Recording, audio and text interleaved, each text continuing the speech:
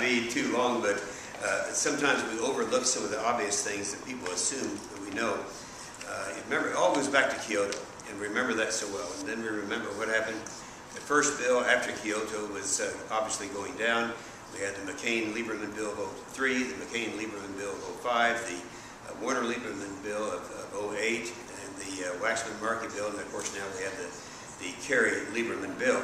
Let's keep in mind, I think it's very important for people to understand, that they all have one thing in common, and that is it's cap and trade.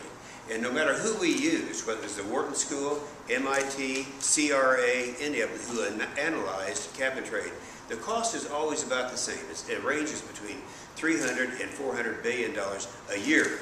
Now, as bad as the $700 billion bailout was, at least that was a one-shot deal. This is every year. It calculates in my state of Oklahoma, every family that files a tax return will have to pay about $3,100 a year. Now, what do you get for that? You get nothing.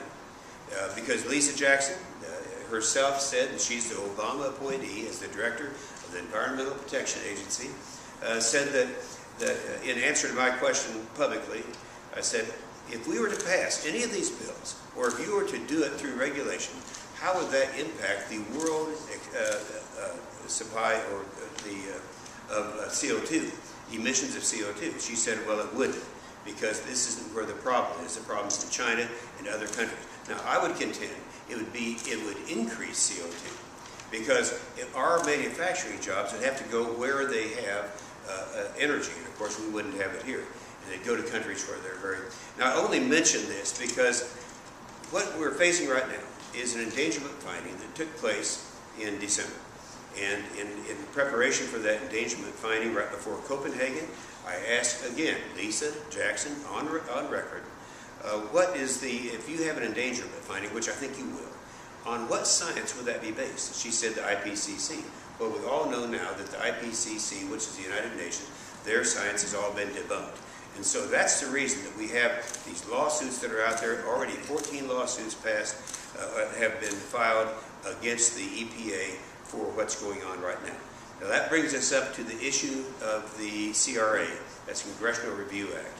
It's going to take place tomorrow afternoon.